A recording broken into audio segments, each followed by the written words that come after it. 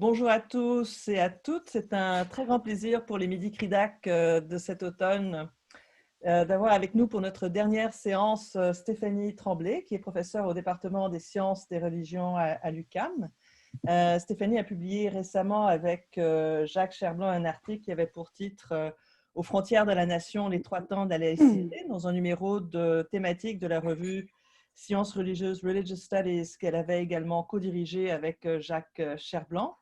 Elle a plusieurs publications à son actif et plusieurs autres que nous attendons avec intérêt dans différents ouvrages collectifs. Je pense à un chapitre que j'ai hâte de lire sur la meute comme mouvement social, point d'interrogation, sur les écoles privées des minorités religieuses au Québec également. Mais alors aujourd'hui, nous allons avoir la chance d'écouter Stéphanie nous présenter une recherche qui est en cours, en fait, qui est toute récente, et dont le titre est « Croyances, laïcité et polarisation chez les Québécois de tradition catholique ». Alors, comme, je ne sais pas pour ceux qui connaissent le fonctionnement des Midi Cridac, Stéphanie va parler entre 30 et 45 minutes à peu près, pour ensuite laisser le temps aux discussions. Voilà. Alors Stéphanie, je te passe la parole. Merci beaucoup, Dominique, pour cet accueil et cette présentation. Puis merci aussi à tous les membres du CRIDAC et toutes les personnes qui ont accepté l'invitation ce midi. C'est un grand plaisir pour moi d'être parmi vous. Avant de commencer, je voudrais juste préciser que la présentation, en fait, sera un petit peu décalée, légèrement décalée par rapport au résumé que vous aurez lu là, sur l'invitation du CRIDAC, parce que, comme Dominique l'a souligné, le projet est en cours et, en fait, avec l'évolution du codage, les conclusions là, seront légèrement altérées, mais je pense que l'essentiel du propos, évidemment, reste le même, puisqu'il est question de la même recherche. Alors, si vous me permettez, je vais partager mon PowerPoint. C'est plus ou moins heureux là, comme possibilité parce que je vais vous voir en plus petit. Je pense que le focus changera et les interactions seront différentes, mais ça aura le mérite, en tout cas, de vous permettre de voir un petit peu plus la richesse, je pense, des matériaux empiriques qui constituent l'essentiel du corpus de données, parce que j'ai mis sur le PowerPoint principalement les extraits d'entrevues, alors dont on parlera aujourd'hui. Vous allez voir qu'il y a beaucoup d'écriture, là, mais il ne s'agit pas des éléments dont je vais parler, mais vraiment, là, pour votre curiosité, des extraits d'entretien dont il sera question. Donc, je partage tout de suite. Peut-être, Dominique, est-ce que tu peux m'indiquer si on voit bien? D'accord, donc c'est en mode diaporama, ça semble fonctionner. Alors, au moment de préparer la demande de subvention qui a mené au projet de recherche qui fait l'objet de la présentation d'aujourd'hui, en fait, je dois vous dire, en 2016, comme vous le savez, le terme de radicalisation était sur toutes les lèvres, mais surtout pour penser les propos et les actes d'individus ou de groupes minoritaires. On assistait aussi, depuis le projet de loi numéro 60 ou Charte des valeurs en 2013, à un enchaînement de projets législatifs portant sur la laïcité, mais qui était surtout l'initiative des initiatives partisanes, un petit peu plus détachées d'incidents réels ou de débats publics, comme ça avait été le cas un peu plus tôt, là, avant la commission Bouchard-Taylor, par exemple. J'ai donc souhaité, avec mon équipe dans le présent projet, explorer à ce propos un peu plus les voix et les expériences intimes des Québécoises et des Québécois eux-mêmes, non spécialistes, qui forment, je pense, une nébuleuse aux contours peu documentés d'un point de vue qualitatif. Alors, si la question initialement posée dans cette recherche perception majoritaire, la majorité de culture ou de tradition catholique, on ne sait plus comment la nommer là, souvent, mais au fond, c'était ce qui nous intéressait. Donc, comprendre les perceptions majoritaires du religieux dans un contexte qui était marqué par une montée objective des polarisations sociales. Bien, au fil des entretiens et à partir des données recueillies, on a été surtout invités à jeter un regard plus large, en fait, sur les liens tissés entre les participantes et les participants, entre la place du catholicisme dans les trajectoires biographiques et les perceptions de la laïcité. Les témoignages, en fait, donnent à voir aussi plusieurs lieux de rupture et de continuité, parfois inattendus, parfois un peu plus, suscitant un peu moins de surprise, entre les Québécoises et les Québécois de différentes générations. Après avoir documenté, donc, aujourd'hui, le lien intime au catholicisme tel qu'il se présente parmi les personnes qui ont participé à la recherche et les manières de définir et de se représenter la laïcité, sa portée et ses limites, nous formulerons une hypothèse interprétative au sujet des différentes échelles de valeurs et non les droits, les échelles de valeurs, parce que c'est davantage ce qui est ressorti dans les données qui s'entrechoquent au cœur des débats ambiants. Alors, sur le plan méthodologique, simplement quelques petites précisions. Bien, les données primaires ont été utilisées pour l'analyse proviennent de 41 entretiens semi-dirigés d'environ 1 heure, 45 minutes, 1 heure, menés en 2018 auprès d'individus issus de la majorité démographique d'ascendance canadienne-française et de religion catholique. C'est donc cet élément-là qu'on a retenu, répartis entre l'île de Montréal et les proches banlieues de la Rive-Sud.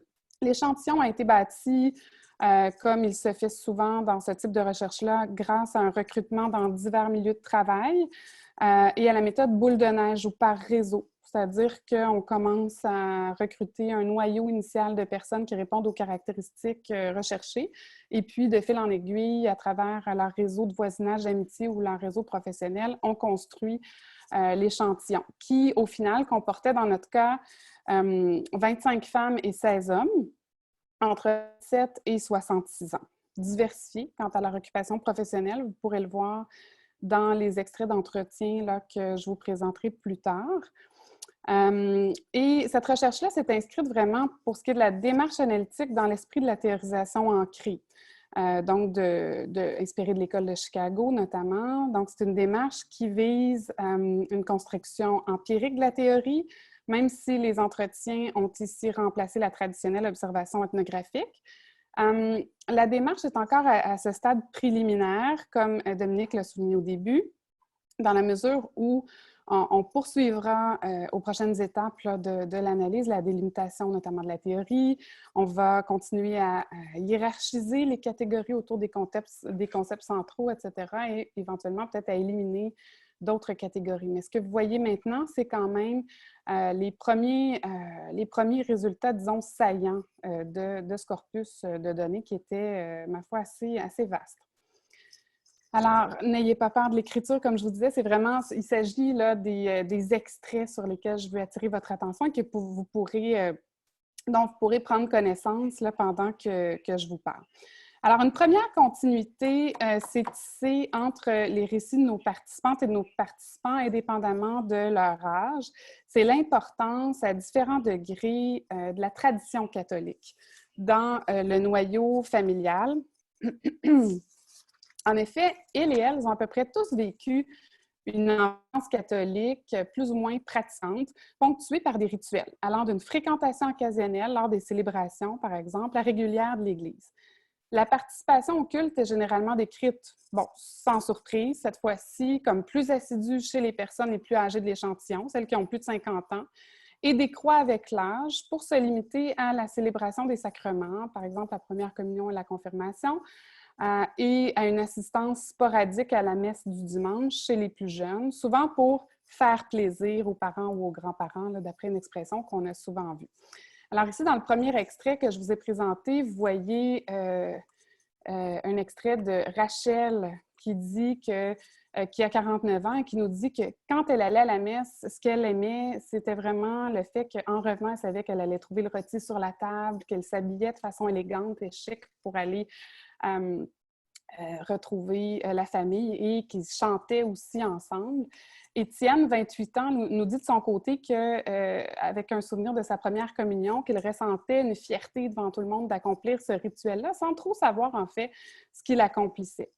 Et ces passages rappellent, quoique 40 ans plus tard, en quelque sorte, le constat de la sociologue Colette Moreux qui, dans son ethnographie Douceville en Québec, qui parlait de Louisville, en fait, je crois bien, en 1982, où elle parle donc de Louisville, où les rituels catholiques constituent, et là j'ouvre les guillemets, autant d'occasions légitimes de sortir, de rompre la routine échauffante de l'univers domestique pour se livrer sans arrière-pensée aux stimulations de la coquetterie vestimentaire et cosmétique, aux échanges formels ou non avec des concitoyens que l'on pouvait impunément scruter, jauger pendant toute la durée des offices.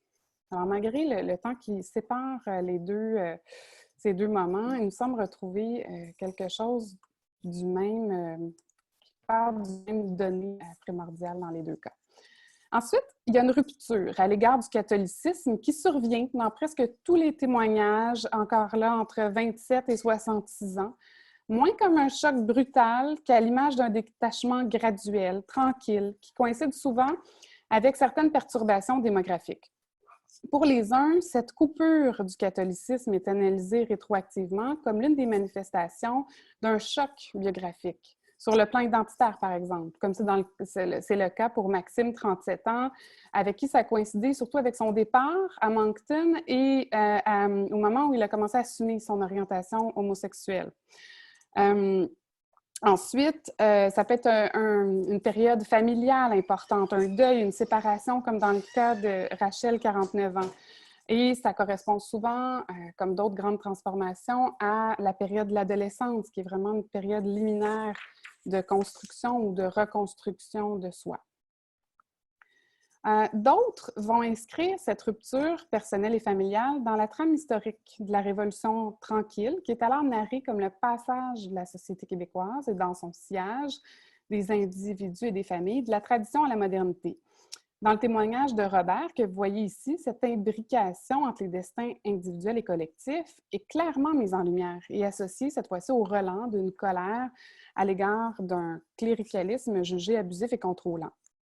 Alors, pour Robert, médecin, 62 ans, cette rupture est interprétée comme le fait de sortir un peu du giron d'une autorité qui manipulait et du fait que sa famille, comme lui, a un petit peu pris conscience de cette transformation-là. Il nous semble que retrouver dans ces témoignages, encore une fois, un concentré de ce que Colette Moreux avait observé à Douceville il y a 40 ans, ce qu'elle appelait un effritement sans douleur des structures de crédibilité religieuse. Elle écrit en fait dans sa monographie à la page 228, j'ouvre les guillemets, « Chez un peuple que la tradition sociologique dépeint comme terrorisé par les flammes de l'enfer et les punitions post-mortem, on ne rencontre guère le soulagement que devait procurer l'annulation de ses croyances. Là, comme en d'autres points, on tourne la page avec désinvolture, sans nostalgie. L'important pour un Douzevillien n'est en effet pas tant l'adhésion à l'une ou l'autre conception de la foi que la soumission à ceux qui la définissent. Ici, nous voyons que la déstructuration de l'encadrement familial fait moins disparaître une foi encore qu'il ouvre la voie à une relecture, en quelque sorte, de sa propre expérience. Et donc, quand on déplace le curseur sur l'expérience religieuse actuelle dans la vie adulte, les témoignages des répondantes et des répondants convergent de manière remarquable en décrivant les contours d'une grammaire de la spiritualité qui est vraiment articulée cette fois-ci autour de la conviction. Cette conviction qui semble avoir été minorée dans la socialisation primaire de plusieurs d'entre eux et d'entre elles. Cette ligne trace cette grammaire, cette manière de voir les liens entre le religieux et la spiritualité, trace une ligne de démarcation très nette qu'on retrouve vraiment dans la plupart des témoignages entre, d'un côté, l'affect, le ressenti, les valeurs, la méditation et l'âme, entre autres, et de l'autre, la religion, l'imposition de règles de vie, le dogme, la tradition et les pressions familiales. Cette relation intime à la spiritualité s'actualise aussi dans une connexion assez variable au cadre symbolique du catholicisme. Certains y font ouvertement référence, quoique dans un rapport plus sécularisé, comme Laurence, 36 ans, agente de bureau, qui dit plus ou moins c'est sûr que je connais mes prières, je les fais régulièrement, mais je ne vais pas à l'église en tant que telle. Donc ici, on voit quand même que le lien est assez conservé, quoique assoupli. Dans d'autres témoignages, comme ceux qu'on voit à droite, on évoque un lien plus ténu au catholicisme qui élabore une sorte de réinvestissement sémantique pour reprendre de la tradition, pour reprendre les propos de Milo en 1991, qui avait fait aussi avec une équipe composée entre autres de Raymond Lemieux, une vaste enquête sur les croyances des Québécois.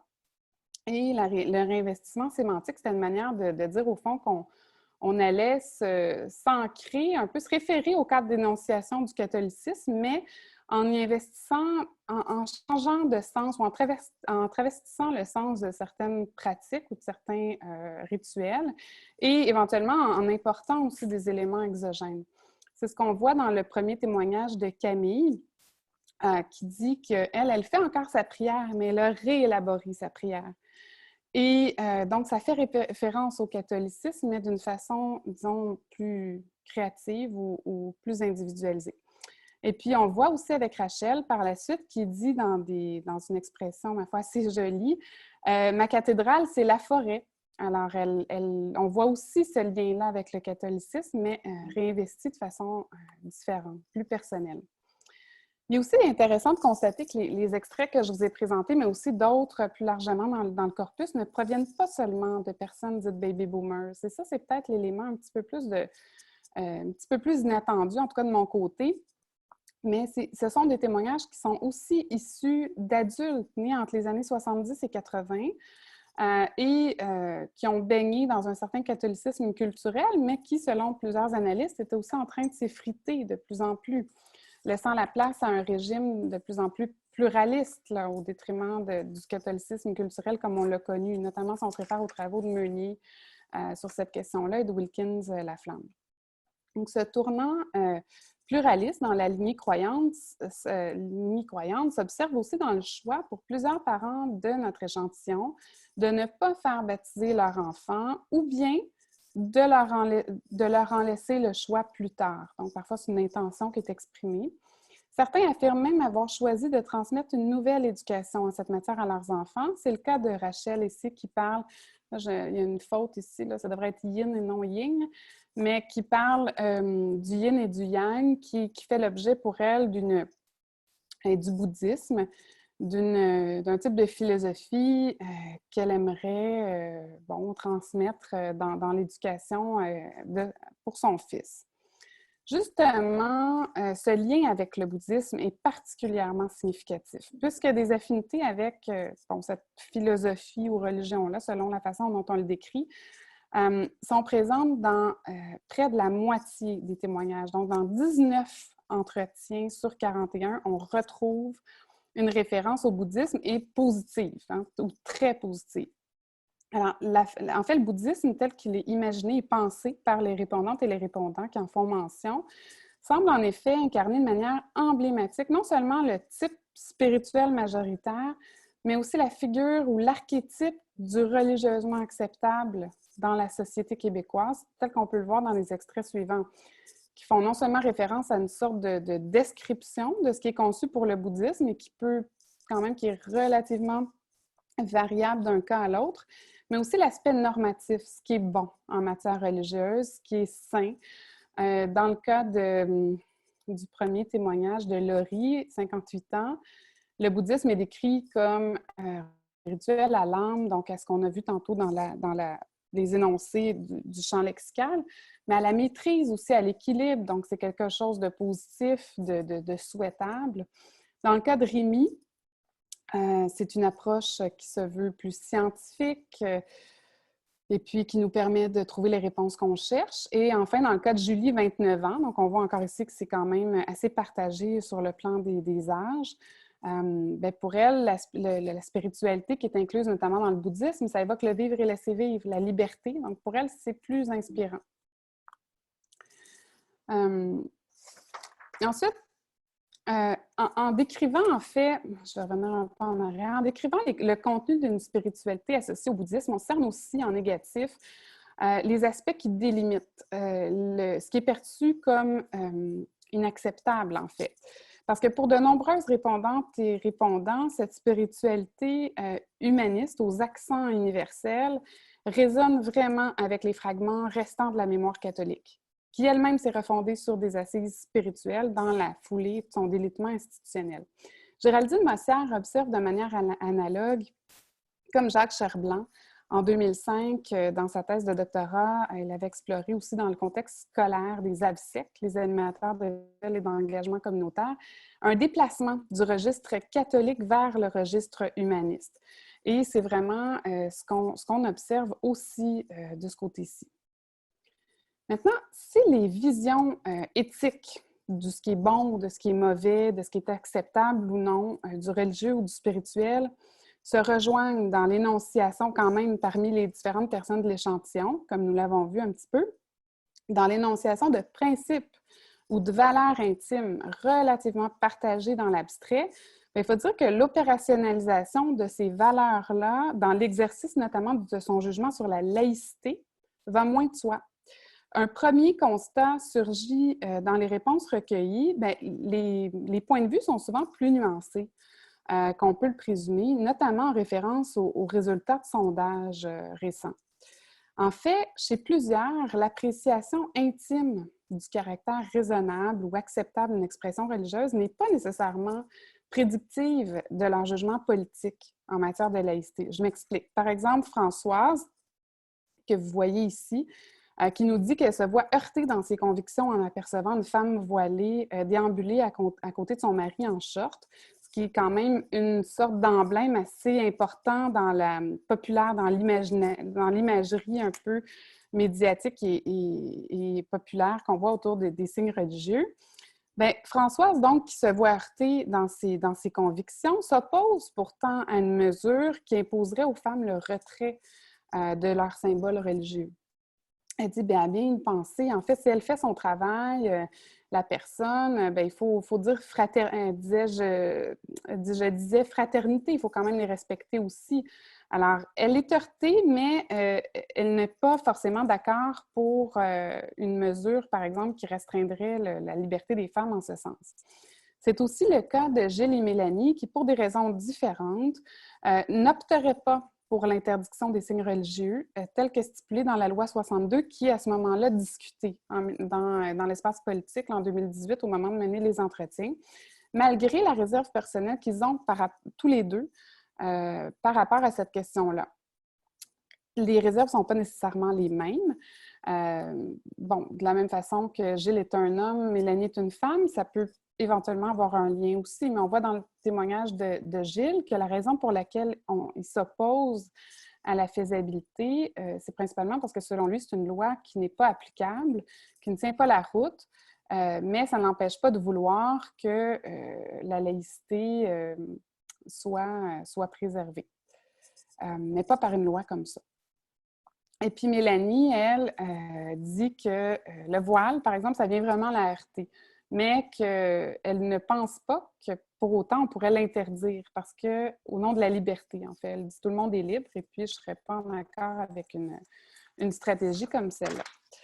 Maintenant, en dépit des chevauchements et des croisements possibles, qui sont quand même assez importants, comme on vient de l'évoquer dans les témoignages, mais les participants tendent à mobiliser en général deux cadrages pour penser les applications concrètes de la laïcité, en particulier la régulation des expressions corporelles du religieux, parce que c'est un lieu névralgique des débats et c'est aussi un lieu d'amorçage, en fait, de plusieurs points de vue sur la laïcité, parce que c'est fortement associé chez plusieurs à la laïcité.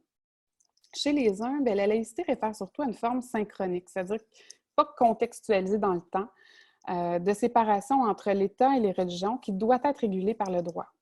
Elle est ainsi définie de manière pragmatique comme une forme de contrat permettant la conciliation entre les droits individuels, donc égalité, liberté de conscience et de religion, et les exigences de l'ordre public. La loi, la Constitution, c'est généralement ce qui ressort le plus. Ce type d'approche, qui est plutôt détaché aussi sur le plan affectif de l'objet religieux, exprime souvent une vision typiquement libérale au sens de Taylor et McClure, et ressort de manière saillante, mais pas exclusivement, des discours des plus jeunes participants et participantes.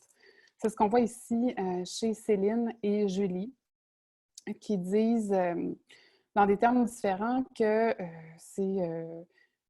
ne sont pas vraiment... elles ne croient pas que l'objet religieux doit faire une exception dans la législation. On doit intervenir auprès de cet aspect-là, comme on le ferait par rapport à d'autres types d'éléments qui pourraient mettre en question la liberté de conscience et de religion ou l'égalité, par exemple. Alors, la première parle d'un bureau. Elle dit, bien, si moi, quelqu'un veut mon bureau pour prier et que ça ne brime pas mes droits personnels, professionnels, je n'ai aucun problème à accepter un tel accommodement. Puis, Julie me parle du fait qu'avant la crise des accommodements raisonnables, on ne s'embêtait pas si un policier avait une chaîne dans le cou ou un anneau de mariage. Et ça aussi, c'est associé à la religion. Puis elle nous dit, de la même façon, moi, je n'assume pas que la croyance religieuse de la personne va influencer sa façon de se comporter avec moi. Donc, pour elle, ce n'est pas un enjeu nécessairement sensible. Dans d'autres témoignages, la laïcité est plutôt réfléchie dans son ancrage diachronique ou son évolution dans le temps, l'histoire québécoise, et se voit mise en lien avec les enjeux culturels de l'identité québécoise, souvent rattachée au catholicisme. Cette identité catholique dont on perçoit le déclin est alors mise en lien, un petit peu mise en scène dans une relation inversement proportionnelle par rapport à d'autres identités ou cultures religieuses, et cela pose aussi de cette façon la question de l'équité entre les uns et les autres dans le devenir historique de la société québécoise. S'il est saillant dans le discours des personnes dites baby boomers, ce point de vue ressort aussi dans les témoignages d'autres participants de tous âges. On peut le voir ici dans les témoignages de Julie, 38 ans, et de Serge, 66 ans. Chez Julie, il y a un problème d'équité qui se pose dans le fait qu'on doive enlever le sapin de Noël, par exemple, selon sa perception des choses, mais que d'un autre côté, d'autres aient le droit de porter un voile ou d'afficher un Bouddha. Et Serge, lui, s'inquiète ou se préoccupe du fait qu'on ne peut plus dire « Joyeux Noël », mais en même temps que ce type d'enjeu-là ne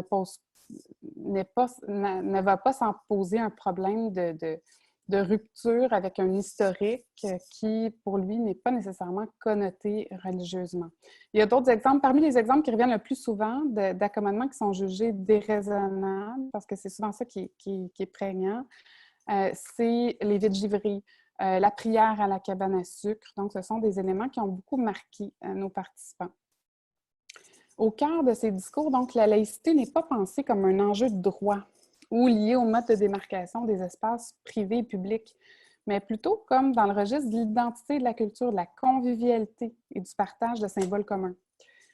Aussi, elle est parfois historisée comme un étendard de l'identité québécoise qui serait bâtie au fil du temps. En conclusion, en nous inspirant des travaux de Boltanski et Thévenot, on suggère qu'ils travaillent dans une perspective de sociologie pragmatique, en nous suggérant en guise d'hypothèse interprétative que ces conceptions pourraient s'inscrire plus fondamentalement dans des grammaires différentes du lien politique qui servent à justifier, dans tous les cas, des appréciations sur le caractère juste ou injuste d'une situation. Et donc, elles n'ont pas à être hiérarchisées ou à être ordonnées dans un sens normatif. Autrement dit, ces échelles de valeur organiseraient différemment les références des parties au tout et rendraient possible l'évaluation des grandeurs relatives des gens en amenant les personnes à s'accorder ou à se juger lésées, à protester ou à réclamer justice. Donc, incarnées dans les expériences et les discours des Québécois et des Québécoises de culture catholique, ces échelles prennent les traits, nous semble-t-il, d'après ce que nous avons recueilli comme renseignements, comme données, de véritables cosmologies séculières dans l'appréhension du religieux dans la vie intime et collective, pour reprendre l'expression de Géraldine Mossière. Alors, la première vision de la laïcité s'appuie, celle qui s'appuyait sur le registre du droit, la première, qu'on a présenté, présente sous plusieurs aspects les traits de ce qu'on peut appeler le monde de l'inspiration. Dans ce monde, et là je cite Boltanski et Thévenot, c'est parce qu'ils ont de plus original et de plus singulier, c'est-à-dire par leur génie propre, qu'ils se donnent aux autres et servent le bien commun. Ils ont donc pour devoir de secouer le joug, de s'écarter du troupeau, de rechercher la libération individuelle, non dans un but égoïste, mais pour accomplir la dignité humaine, en rétablissant entre les êtres des relations authentiques. Je ferme les guillemets. Donc, si l'individu constitue le pivot de cette conception du bien commun, ce n'est pas au sens d'un individualisme atomisant, donc, mais bien de la grâce, pour reprendre un terme utilisé par Boltanski et Thévenot, qui s'exprime en chaque individu. Pour qualifier la cité de l'inspiration, les auteurs s'inspirent en effet de la cité de Dieu de Saint-Augustin, qui, malgré son ancrage théologique, renvoie aussi à une lecture historique des rapports sociaux, selon laquelle le royaume est déjà présent dans le cœur de ceux qui, touchés par la foi, la grâce, ont la foi, c'est-à-dire acceptent, sans s'y opposer, le travail de la grâce en eux. Cette grâce qui est déposée en chaque individu se traduirait dans la réalité par un langage qui est orienté autour des rapports d'affectivité, l'aventure intérieure ou la quête, ou le sentiment subjectif et spontané qui incarnerait cette sacralité de l'être humain. Et il nous semble que c'est bien cet humanisme sécularisé-là qu'on voit en filigrane des récits de plusieurs participants, notamment chez les plus jeunes, qui considèrent la liberté individuelle comme inaliénable, notamment lorsqu'elle s'exprime dans un rapport moins conventionnel au religieux. Parce qu'on postule que dans tous les cas, il y a ce germe-là de sacralité chez chacun et que ça doit être respecté comme tel. Ce monde de l'inspiration rappelle aussi l'esprit de la philosophie personnaliste qui a rallié, selon Warren et Meunier, plusieurs penseurs de la Révolution tranquille dans les années 30 et 40 autour de 3 sensibilités qu'on retrouve aussi, il nous semble, dans plusieurs témoignages. La première insiste sur le réalisme, je cite, c'est-à-dire l'importance de saisir les besoins, les aspirations de l'homme concret. La deuxième rejette toute pensée déterministe. Enfin, la troisième nourrit l'espoir de définir sur ses bases un nouveau socialisme orienté en finalité par l'épanouissement spirituel de toutes les personnes plutôt que par des impératifs strictement matérialistes. Parce qu'on a retrouvé chez aucun participant une forme d'athéisme qui se définirait par un rapport strictement limité à une matérialité dans le monde d'ici-bas. Il y a toujours un infini quelque part qui s'exprime dans une forme ou l'autre de spiritualité. L'autre forme de laïcité repérée dans nos données se fonde moins sur des bases individuelles que collectives.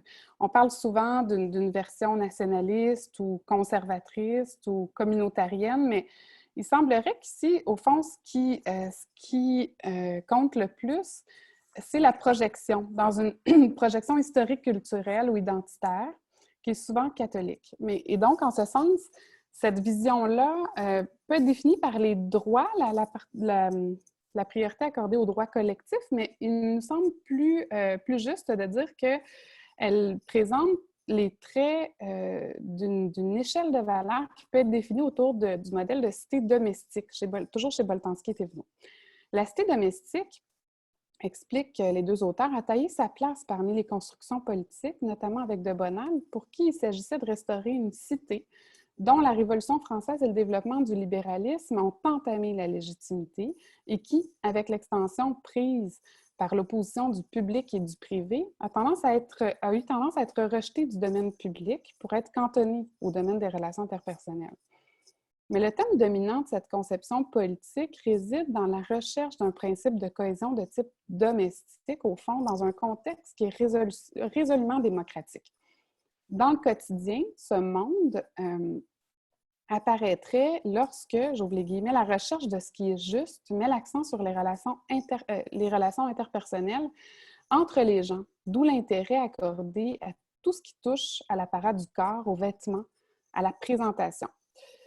Même s'il n'est pas toujours explicitement nommé, on repère dans plusieurs témoignages cet attachement diffus à un principe partagé, projetée dans l'histoire ou la culture commune, souvent imbriquée à la tradition catholique.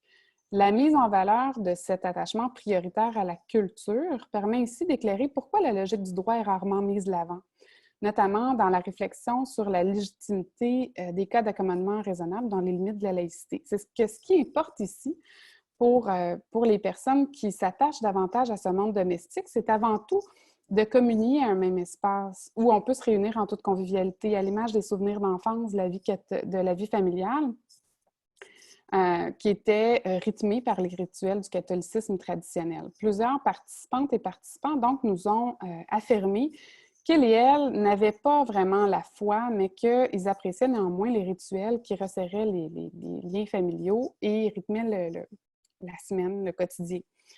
Ainsi, lorsque les participants, souvent d'un âge avancé, mais pas exclusivement, s'indignent de la disparition du sapin de Noël, de vite givré dans un commerce, d'une prière à la cabane à sucre, ou qu'ils réagissent à la visibilité dans l'espace partagé de signes religieux visibles, c'est qu'ils réagissent, semble-t-il, précisément à ce qu'ils perçoivent comme une rupture du lien domestique, indépendamment de la transgression ou non d'une norme juridique. Alors, dans un contexte sécularisé, comme le Québec, où, comme nous l'avons vu, le catholicisme conserve une certaine légitimité implicite, la culture religieuse, entendue au sens large comme les manifestations matérielles et langagières de la présence historique du catholicisme, forme encore un certain réservoir de symboles partagés. Mais la présence d'autres expressions religieuses dans l'espace commun peut forcer certains de ces symboles à sortir de l'implicite et, en s'objectivant, à se confronter à l'injonction d'être définie par le politique en régime de laïcité. C'est ce que Laniel appelle la caractérisation religieuse de la culture. Mais aux yeux de plusieurs de nos participants, cette culture religieuse était auparavant confortablement nichée quelque part dans l'ambiguïté des deux univers, culturel et religieux, et là, doit sortir de l'ombre et sous-peser, trier, évaluer. Et dans cette logique, l'agression, entre guillemets, telle qu'elle est ressentie est menée par des êtres qui ne respectent pas les règles du jeu social en prenant la place des autres Québécois, comme on l'a repéré dans plusieurs discours. C'est que, et là je cite Boltanski et Thévenot, dans ce monde, le caractère des petits, les petits étant ceux qui ne respectent pas le principe supérieur commun dans le monde domestique, là, les incite à agir avec ostentation, en attirant l'attention, en parlant fort, c'est-à-dire plus haut que ne le voudrait leur grandeur, à se faire remarquer, à se montrer sans gêne impoli, familier, outrancier. Les jeunes filles et les femmes éviteront le maquillage outrancier, les bijoux clinquants, les couleurs criardes.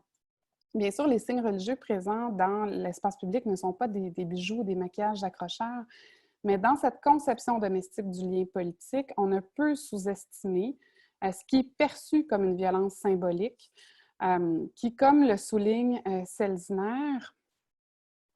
Selzner à propos des Quakers dans l'Angleterre du 17e siècle, qui pouvaient être perçus comme radicaux malgré leur pacifisme sans faille. Pourquoi? Parce que les Quakers conservaient leur chapeau rivé sur la tête en toutes circonstances. Ils ne faisaient pas le hat honor, ni de révérence, y compris pour leurs supérieurs. Ils adoptaient le tutoiement généralisé à un moment où la distinction existait encore dans la langue anglaise. Le laconisme, ils refusaient tout ornement oratoire. Ils s'habillaient aussi sans souci de la mode ni des convenances sociales. Ainsi, lorsqu'il est exploré, je terminerai là-dessus, en suivant la trace du discours, le clivage entre les différentes conceptions de la laïcité parmi les Québécoises et les Québécois de culture catholique laisse voir plus qu'une querelle insoluble. Il met certes en évidence des échelles de valeurs différentes, mais dont les actions politiques visent en tous les cas une poursuite du bien commun, fondée sur l'exigence d'une commune humanité ou d'une dignité pour tous, mais aussi d'une exigence d'ordre sur cette humanité. Au-delà de ce différend sur le plan des visions du monde, du bien commun, se profilent néanmoins, au vu des données, plusieurs points de rencontre entre les Québécois de culture catholique de tous âges, notamment au regard de la place du catholicisme traditionnel dans la socialisation primaire, la conception commune de la spiritualité et les limites éthiques du religieux acceptable. en mettant aussi donc l'accent sur ces points d'accord dans les débats publics et sur notre relation complexe au catholicisme qui, visiblement, n'a toujours pas été liquidée. On serait peut-être davantage à même de clarifier les fondements du désaccord et d'entrevoir des solutions possibles. Merci, c'est tout. Merci beaucoup, Stéphanie. Merci pour cet exposé vraiment intéressant. Je pense que Victor, tu dois être de nouveau avec nous. Tout à fait. Bon, alors peut-être donc je te passe la parole pour les tours de parole. Oui, ben déjà dans le chat, on avait Madame Ley qui demandait pourquoi les 18-27 ans ne sont pas inclus dans l'échantillon des personnes interviewées. Mm-hmm. En fait, c'est qu'au départ, on cherchait surtout à interviewer des personnes de la population active, donc qui avaient un travail et qui habitaient soit dans la ville de Montréal, sur l'île même, ou bien dans les proches banlieues. Et donc, c'était pas en partant de la variable de l'âge qu'on avait construit les caractéristiques de notre échantillon, mais plutôt sur le fait d'occuper un emploi à temps plein et d'habiter l'une de ces deux villes, alors un de ces deux milieux. Ce qui fait qu'on a naturellement recruté davantage des personnes qui se situaient entre 27 et une soixantaine d'années, parce que c'était l'âge moyen des gens, en fait, qu'on a retrouvé dans les milieux de travail. On aurait pu aussi retrouver, avoir des gens qui étaient finalement plus jeunes, mais ça ne s'est pas présenté cette fois-ci. Et ce serait intéressant de poursuivre avec des plus jeunes. Madame Lahaye, est-ce que vous voulez faire un suivi sur la question? Oui, merci. D'abord, c'est fascinant la présentation. Merci. Comme je suis la première à prendre la parole, c'est beaucoup apprécié. Alors, je n'avais pas saisi tout à l'heure, les personnes interviewées ont toutes un emploi. Est-ce qu'il y avait une raison pour cela, plutôt que de prendre quelqu'un qui aurait eu un emploi et perdu son emploi, ou quelqu'un qui n'a pas accès au milieu du travail? Est-ce qu'il y avait une raison pour ce choix-là? En fait, j'aimerais vous dire que oui, mais c'était plutôt en fait une raison pragmatique. On cherchait des gens qui vivaient et qui travaillaient soit à Montréal ou soit en banlieue, pour voir éventuellement s'il y avait des différences importantes ou significatives entre le fait d'être sur l'île même de Montréal et d'être tout près, sans y aller régulièrement. Parce que généralement, quand on vit et qu'on travaille dans la même ville et que c'est à l'extérieur de Montréal, on est un petit peu moins amené à fréquenter cet endroit-là au quotidien. Et donc, puis aussi, c'est que c'était notre point de départ pour bâtir, rouler notre boule de neige, de commencer dans les milieux de travail. On a affiché des invitations et puis on a contacté différents milieux professionnels pour leur parler de l'étude. Et ça nous permettait quelque part aussi de diversifier l'échantillon sur le plan des occupations professionnelles en ciblant vraiment des milieux différents, plus de col bleu, de col blanc, de gens qui travaillaient dans le milieu de la santé, de l'éducation. Alors, ça a été un peu notre point de départ pour aller recruter des personnes. C'est surtout ça. Puis, au fond, le fait d'occuper un emploi, c'était un effet indirect là, de ce choix-là. Mais on a aussi, si vous avez vu dans quelques citations, on a aussi retenu quelques personnes qui étaient retraitées depuis peu.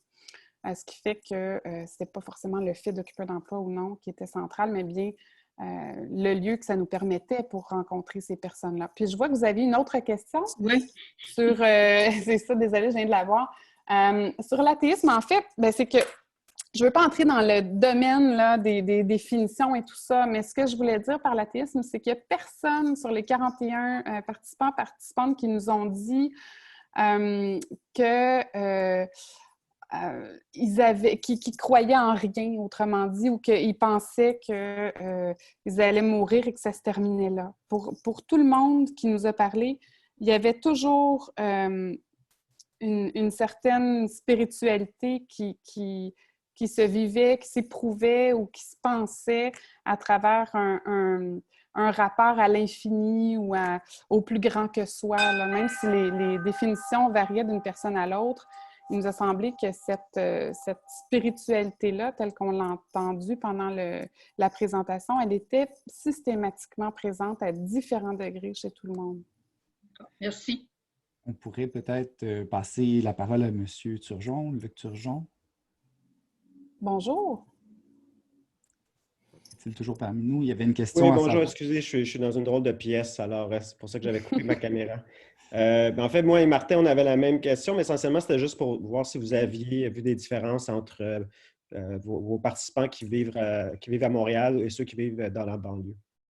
En fait, je vais vous répondre à moitié parce que je n'ai pas encore assez fouillé avec NVivo ces aspects-là sur le plan, disons, statistique, là, si on peut penser à des statistiques avec 41 entretiens, mais je veux dire, j'ai pas les instruments de mesure assez précis qui me permettent de voir ça, mais a priori, d'après ce que j'ai vu jusqu'à maintenant, même si je ne regardais pas ça forcément, parce qu'il y a beaucoup de variables à regarder, il semblerait que non. En fait, parce qu'on retrouve un petit peu les types de cadrage que j'ai évoqués, puis les types de conception un peu partout, chez les femmes, chez les hommes, chez les plus jeunes, les plus vieux. La seule chose qui ressortit un petit peu plus, c'est le cadrage un peu autour du droit, qui est beaucoup plus présent chez les plus jeunes, professionnels et montréalais.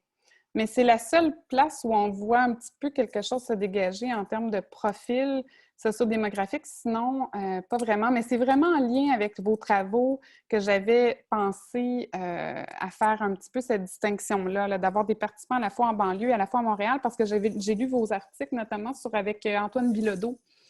Et on en avait discuté à un moment donné. Antoine Bilodeau était venu présenter au Centre Justice et Foi, puis on avait beaucoup discuté de cette question-là. Et je me rappelle qu'il avait mentionné que dans vos travaux, ils avaient remarqué, par exemple, qu'il y avait beaucoup plus de crainte ou de réserve par rapport à une certaine forme de diversité dans les régions limitrophes de Montréal plutôt que dans les régions là, qu'on considère comme éloignées ou rurales ou éloignées des grands centres urbains. Et ça m'avait quand même marqué. Puis c'était un petit peu dans cette perspective-là que j'avais pensé explorer aussi la question d'un point de vue qualitatif, mais c'est un petit peu plus, disons, long à dépouiller. Merci beaucoup.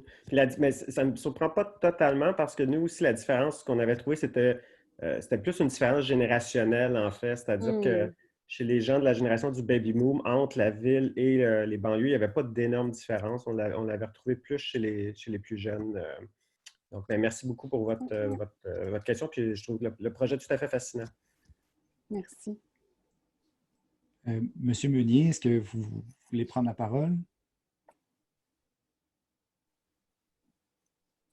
Oui, merci. Merci Bonjour. beaucoup pour cette présentation. Bonjour. Merci beaucoup pour cette présentation très intéressante à plusieurs niveaux. J'ai vraiment hâte de voir la suite. C'est très intéressant, c'est très inspirant pour moi également.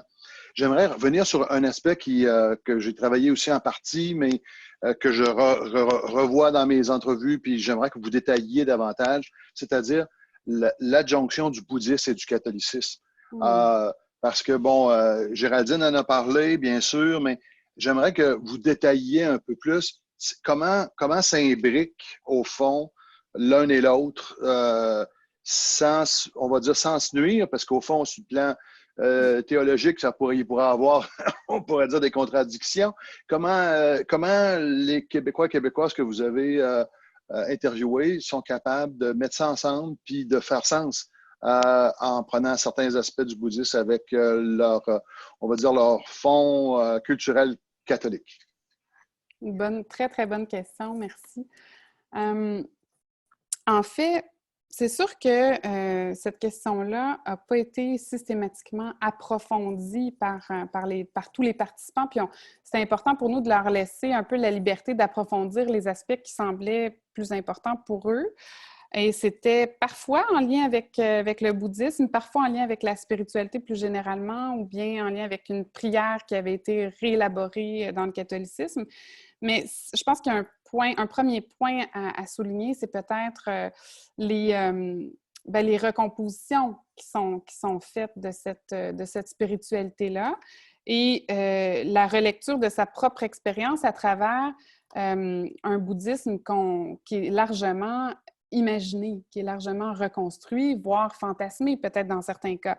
Mais c'est qu'au fond, la lecture qu'on fait de ce bouddhisme-là, c'est une lecture qui est positive et qui incarne peut-être, d'après mon point de vue, ou en tout cas ce que j'ai interprété des personnes entendues, c'est que ça incarne un petit peu tout ce qu'on aimerait avoir retrouvé, ce qu'on aurait aimé retrouver dans notre propre tradition, mais qui était minoré pour toutes sortes de raisons, par un encadrement familial qui était peut-être contraignant. Quand aller à la messe, c'était pas nécessairement quelque chose qui nous donnait envie, ou qui était plutôt superficiel, ou qui ne mettait pas l'accent sur la conviction sincère, la foi, l'intérieur.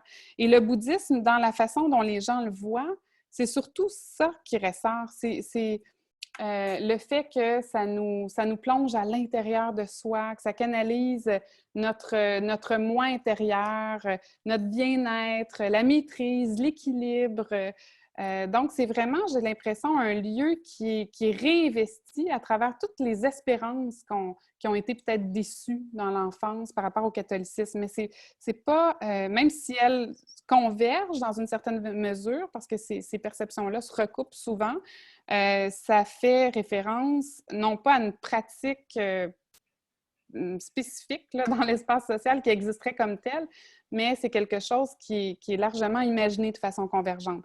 Probablement qu'il y a un lien aussi avec l'image médiatique, l'image transnationale qu'on en projette de ce bouddhisme-là, image dans laquelle les aspects plus sombres ou plus conflictuels sont rarement mis de l'avant, là, même s'ils existent. Et donc, c'est comme la façon de voir, d'arrimer un peu les éléments. Il n'y a pas de gêne entre le fait d'utiliser un cadre traditionnel catholique, un donné, un socle catholique qui vient de notre enfance, et des éléments exogènes qui peuvent être bouddhistes ou autres. Mais c'est comme si dans l'imaginaire de ce qui est acceptable ou non, on se fait généralement une représentation qui va délimiter très clairement tout ce qui est acceptable en étant souvent relié à la figure archétypale du bouddhisme, et tout ce qui l'est moins, bien souvent, ça va être relié à l'islam ou à un religieux plus fort ou plus associé à une forme de haine. Et donc, c'est comme si les deux vont ensemble aussi. Merci beaucoup. J'aimerais maintenant passer la parole à M. Cherblanc pour la question qu'il a posée dans le chat. Monsieur, bonjour Jacques, mais là je vois que finalement il ne veut pas le dire parce qu'il y a beaucoup de bruit dans sa voiture, donc je vais lire la question peut-être. Oui, donc il dit « Je suis bien content de voir cette théorisation de la spiritualité des catholiques descendants. Je vois des affinités électives entre cette spiritualité et le néolibéralisme. » Donc, je vais vous laisser. Est-ce que cela explique peut-être l'acceptation relative de la diversité religieuse manifestée? Est-ce que cela explique l'acceptation relative de la diversité religieuse? Intéressant. Je sais que Jacques Cherblanc mettait l'accent sur cette hypothèse-là à la fin de sa thèse, le lien entre la spiritualité qui était exprimée justement par les AVSEC dans des termes, je dois dire, assez proches de ceux qu'on a vus dans la population générale au Québec dans nos entrevues, c'est-à-dire d'un côté la haine, la violence explicite, le religieux fort, et de l'autre côté, tout ce qui était plus soft, tout ce qui contribuait au bien-être de soi, à la performance même, à la guérison, sous toutes ses formes. C'est un religieux plus éprouvé aussi et vécu de l'intérieur. Mais est-ce que ce serait en lien avec peut-être l'acceptation de la diversité religieuse? Probablement. Je ne vois pas de contradiction entre les deux, mais moi, je fais peut-être moins le lien avec le néolibéralisme. Je pense que c'est difficile de séparer cet élément-là du reste des éléments de la matrice.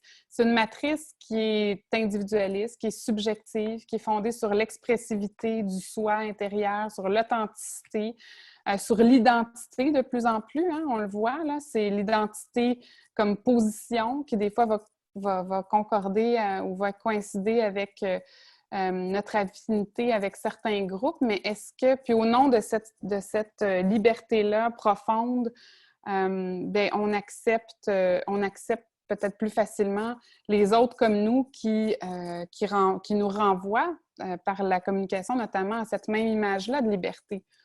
On veut bien donner aux autres ce qu'on veut avoir soi-même, mais est-ce que cela est en lien avec le néolibéralisme? Je pense qu'il n'y a certainement pas de contradiction entre les deux, mais je ne sais pas si tu vois le néolibéralisme au sens d'une configuration politico-économique. Oui, est-ce que dans notre mode de vie, de consommation, individualiste en général, on fait une adéquation entre ces deux éléments-là? Certainement, oui. Je ne vois pas en tout cas de tension entre les deux. Merci. Donc là, on pourrait déjà prendre des tours de parole. Il y aurait Mme Sirois, ensuite M. Coussens. Madame Sirois, à vous la parole. Oui. Bonjour. Bonjour. Je me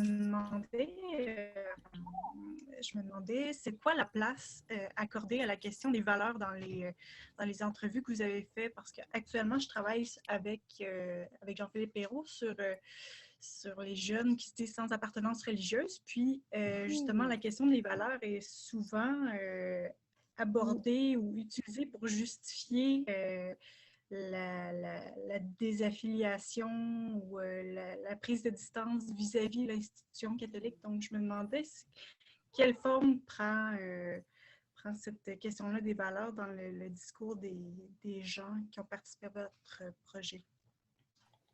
C'est très intéressant, je pense, votre question des valeurs parce que c'est intimement lié. Hein? Croyances et valeurs, c'est comme les deux composantes d'une équation un peu confuse parfois où les deux, en tout cas, se mêlent et se chevauchent à plusieurs égards.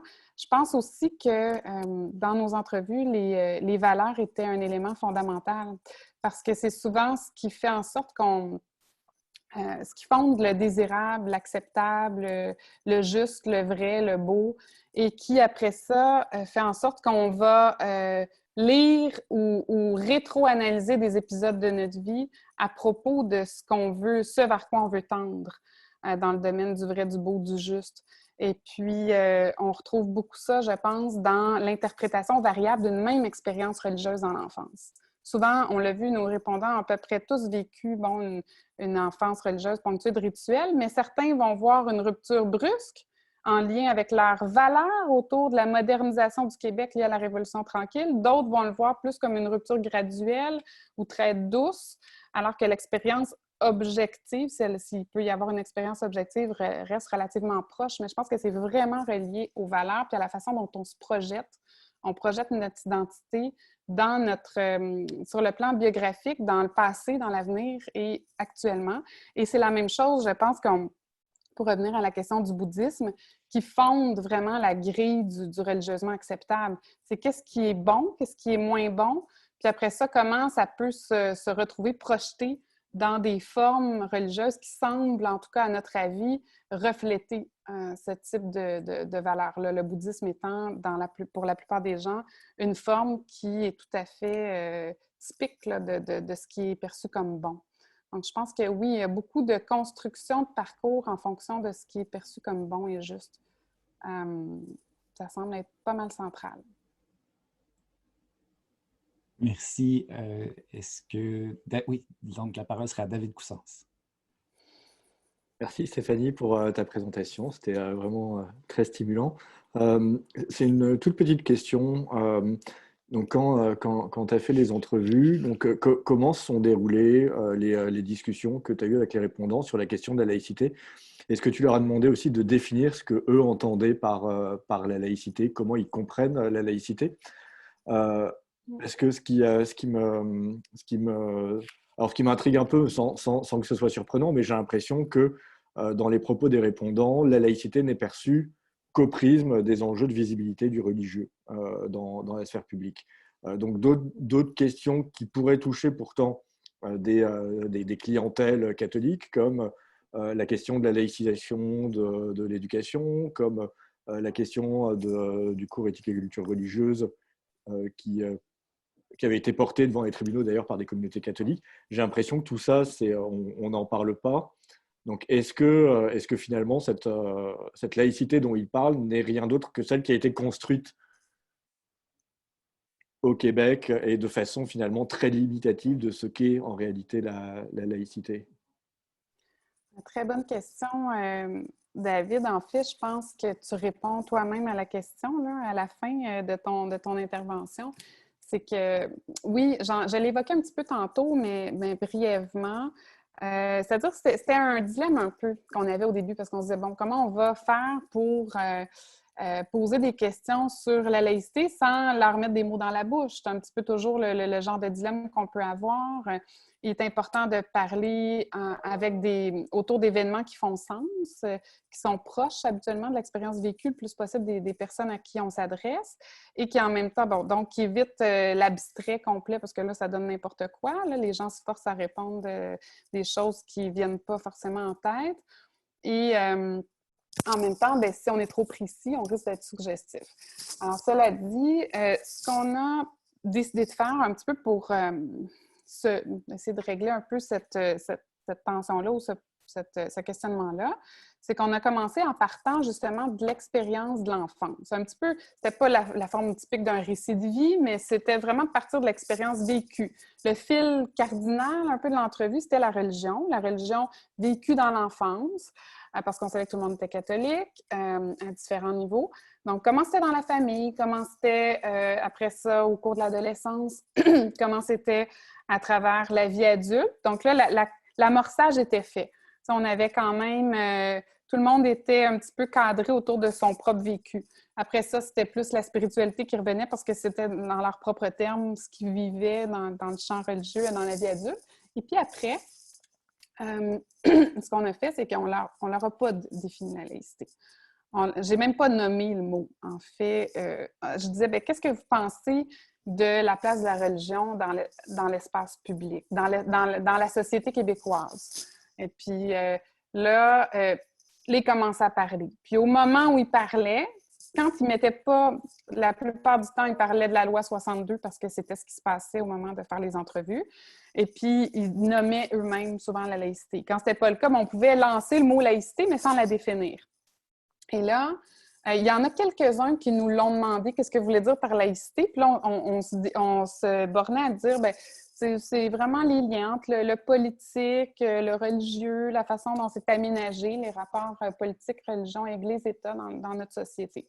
Mais c'était rare parce que la plupart des gens avaient déjà une idée de ce que c'était. Mais pour reprendre donc tes propos, c'est que c'était une conception qui était souvent bâtie à partir de ce qui était entendu dans ce qui se disait là, dans les médias, dans le politique, dans l'espace public. Donc, la laïcité, c'était les signes religieux. Et là, bien, on était mal placés pour les amener, je pense, sur d'autres terrains, puisque c'était ces questions-là qui préoccupaient ou non les personnes. Parce que je pense qu'il y a beaucoup de gens qui ont répondu, qui étaient comme plutôt indifférents à la laïcité, en fait. Là, ça ne les intéressait pas vraiment. Mais en tant que citoyens du Québec, il y avait quand même quelque chose à dire ou sentaient le besoin de dire quelque chose parce qu'ils étaient constamment interpellés sur cette question-là, ne serait-ce que par les projets de loi successifs qui avaient lieu. Mais on a senti souvent que dans les cas, mais ça, c'est à fouiller un peu plus, mais dans les cas où il y avait plus de l'indifférence, généralement, il y avait un ralliement plus important à la vision comme majoritaire, là, qui était vue comme en adéquation avec le cadrage plus historique d'une laïcité à la québécoise, là, pétrie par la culture québécoise. Je ne sais pas si ça répond. Si. Est-ce que certains, dans les discussions, vont aborder d'autres sujets de laïcité, mais qui touchent par exemple des débats qu'il y avait à ce moment-là aussi, donc l'aide médicale à mourir, ou, bon, ça c'est un petit peu plus ancien, mais par exemple la redéfinition du mariage, l'ouverture aux conjoints de même sexe, ou d'autres débats qui touchent aux valeurs et à des valeurs qui peuvent être aussi religieuses, mais qui ne vont pas identifier précisément et qui pourtant auraient été intéressantes à regarder à partir de leur origine catholique. Tout à fait. C'est vraiment intéressant ce que tu dis, mais je n'ai pas retrouvé ça dans aucun cas. Ce qui venait, là, quand on tirait le fil de ce fil-là, là, celui de la laïcité nommément dit comme ça, ou bien la place du religieux dans l'espace public, je te dirais que ce qui revenait systématiquement, c'était la question de la loi en cours qui était discutée, mais surtout, si c'était séparé du contexte actuel, de l'actualité, c'était les vides givrés, la prière à la cabane à sucre, les accommodements raisonnables ou déraisonnables qui ont été discutés avant Bouchard-Taylor. C'était ça qui est important pour la plupart des gens. Et puis, ceux qui en parlaient le plus, c'est ceux qui se sentaient indignés par ça.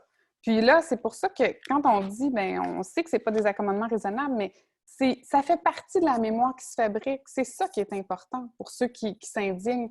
Et puis là, on peut réfléchir justement à l'effet d'une médiatisation aussi importante, non seulement dans les médias comme les journaux ou la télé, mais dans le fait d'avoir donné autant d'importance à une commission au Québec qui était pleine de bonnes intentions, mais au fond, on voit qu'il y a eu un effet performatif là, dans la façon de mettre de l'avant des événements comme ceux-là, parce que c'est tellement resté imprégné profondément dans une grille de lecture majoritaire-minoritaire, parce que c'était aussi, veut pas, la question, le fil un peu argumentaire de Bouchard et Taylor, qui faisaient un pari risqué, mais qui ont quand même fait le pari d'essayer de parler à cette majorité québécoise-là, tout en prenant le parti pris des droits fondamentaux. Mais ça a donné, on dirait, quand même une sorte de légitimité à ce discours-là, parce qu'on le retrouve beaucoup. La question des accommodements raisonnables ou déraisonnables, et puis les mêmes exemples qui reviennent souvent. Et des fois, des expressions aussi qu'on a vues vraiment défiler très, très souvent dans les discours de certains politiciens comme Mario Dumont. La question de la plaventrisme, de mettre son pied à terre, de la couardise, ça revenait très, très souvent. Mais pas vraiment d'autres questions. Donc, on aurait 2 questions dans le fil. Donc, on a Mme Gadi, puis ensuite Valérie Hirtanuchi-Douillard. Donc, Valentina Gadi, à vous la parole. Oui, bonjour. Merci beaucoup, Madame Tremblay, pour la conférence. C'était très intéressant. Et notamment, je trouve que ce dont vous mettez de la lumière, c'est justement l'idée de travailler sur les majoritaires. Quelque chose que, quand on parle des religions, c'est pas souvent fait. Et sur ce sujet, j'aimerais vous entendre un peu plus sur votre catégorie de départ. Parce que vous l'avez défini de différentes manières. Dans les titres, on parle des Québécois des traditions catholiques. Après, vous avez parlé de la perception de la majorité. Après, quand vous nous avez expliqué la méthodologie, vous avez parlé plutôt des personnes d'ascendance canadienne-française et des religions catholiques, pour enfin nous dire qu'en fait, on ne sait plus comment les nommer. Donc, est-ce qu'après cette recherche qui est encore en cours, vous pourriez être en mesure d'arriver à définir de manière un peu plus précise de qui on est en train de parler? Oui. Merci, Valentina, pour ta question. Effectivement, c'est parce que j'ai toujours un malaise, en fait, à définir moi-même cette catégorie-là qui est importante dans le discours, mais qui fait pas nécessairement, qui évoque pas la même chose pour tout le monde et qui n'a pas le même sens non plus pour tout un chacun. Alors, ce que j'ai fait pour me sauver de cette catégorisation-là dans le projet, c'est que j'ai demandé aux gens s'ils se percevaient eux-mêmes comme membres ou elles-mêmes comme membres de la majorité québécoise de culture catholique. Et puis, donc, si c'était oui, ils étaient membres ils étaient comme recrutés là, pour la recherche. Mais au fond, c'est vraiment, si on veut la définition la plus large possible, c'est vraiment de dire une majorité qui est non issue de l'immigration, d'une immigration récente, et puis qui parle français et qui a été socialisé au moins culturellement dans le catholicisme. Ça pourrait aussi inclure des personnes qui sont issues de l'immigration, par exemple, de 3e génération. Merci. Donc, je comprends que Mme Hirtanuchi-Douillard a un problème de micro. Je vais vous lire la question. Même si ce n'était pas la perspective recherchée, pensez-vous qu'il pourrait y avoir des différences notoires dans les réponses selon l'identité de genre de vos répondantes et répondants? C'est une excellente question, Valérie. Merci pour ta réponse. Mais je peux pas répondre à ça pour l'instant. Ça faisait pas partie des éléments précis que je regardais, mais évidemment, en allant choisir le plus possible des hommes et des femmes dans des proportions là, relativement analogues, ça faisait partie des intentions quelque part. c'est toujours présent. Mais j'ai pas assez fouillé encore. Jusqu'à maintenant, non. Je vois pas dans le codage qu'il y a vraiment des profils de réponses différents chez les femmes et chez les hommes. Pas dans la façon de cadrer la laïcité, pas dans la façon d'être, de voir la légitimité des signes religieux, peut-être dans la façon de justifier certaines formes de réticence par rapport à certains types de signes religieux, mais il faut que je pousse encore un petit peu, que je creuse plus là, pour répondre adéquatement à cette question-là.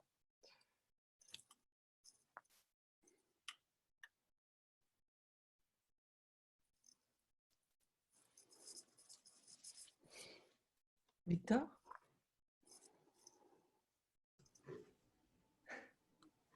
Bon, ben moi, j'ai une question, Stéphanie, Oui. si je peux me permettre. Dans un de tes échanges, tu as parlé que se dessine une sorte de grille du religieusement acceptable. Donc, la norme, au fond, ce serait ce bouddhisme imaginé. Ensuite, il y aurait une interprétation du catholicisme qui le renverrait à ce bouddhisme imaginé, ou en tout cas, c'est ce qu'on aimerait que le catholicisme soit ou ait été. Hein. Et puis, ce qui serait donc dans l'autre extrême, ce serait ce qui est religieusement fort et qui est hors de ce religieusement acceptable. Et donc, il y aurait une sorte d'identification de ce qui est religieusement fort, de la violence, de la haine. Et puis là, il y a l'islam. Hein? C'est un peu ce que tu as dit, je crois. Et donc je trouve ça extrêmement inquiétant, cette association-là qui est en train de se construire. Pour le débat public, pour la discussion publique. Et donc, j'aimerais t'entendre un petit peu plus là-dessus. Est-ce que c'est vraiment quelque chose que vous avez perçu et qui est ressorti des entretiens? La grille du religieusement acceptable, oui. Puis le pôle positif était vraiment très, très partagé, là.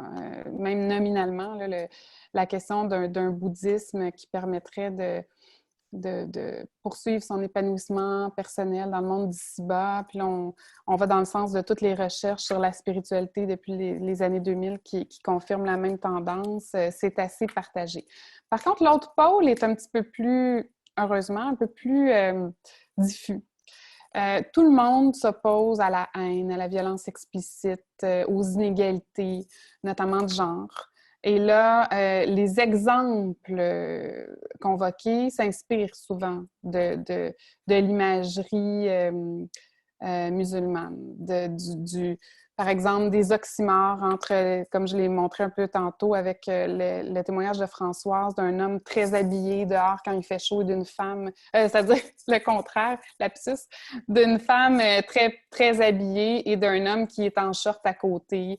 Ça vient vraiment évoquer pour certaines personnes cette limite-là qui est infranchissable, qui marque la limite là, de la violence, une violence qui s'exprime cette fois-ci par rapport aux gens. Mais pour d'autres, surtout pour celles et ceux qui vont cadrer la laïcité dans le registre du droit, il va souvent y avoir des nuances différentes. Les exemples vont moins être associés à une religion en particulier et il va plus s'agir d'une individualisation de la problématique de violence ou de la problématique de l'inacceptable telle qu'elle se décline en général dans ce monde-là qu'on a appelé plus de l'inspiration. Donc, ça va être une question plus de dire, bien, l'individu a toujours le choix d'interpréter sa religion d'une façon ou d'une autre, c'est pas plus une que l'autre, malgré que dans certains cas, on va s'échapper, on va donner un exemple qui peut rappeler un petit peu une perception de l'islam, mais c'est un peu plus diffus. Tandis que chez certains,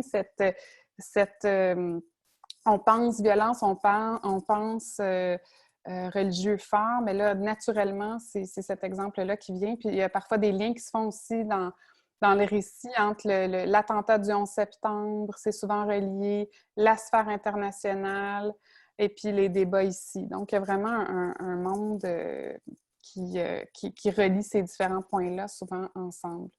Mais l'autre chose, je pense, qui est relativement rassurante, c'est que même si on fait ce lien-là dans une sorte de grille de l'acceptable, dans les principes, dans l'abstrait, dans la discussion, on va pas forcément, ça va pas forcément se matérialiser, si on veut, dans le discours, dans un jugement de laïcité qui va prôner une interdiction, par exemple, de signes religieux.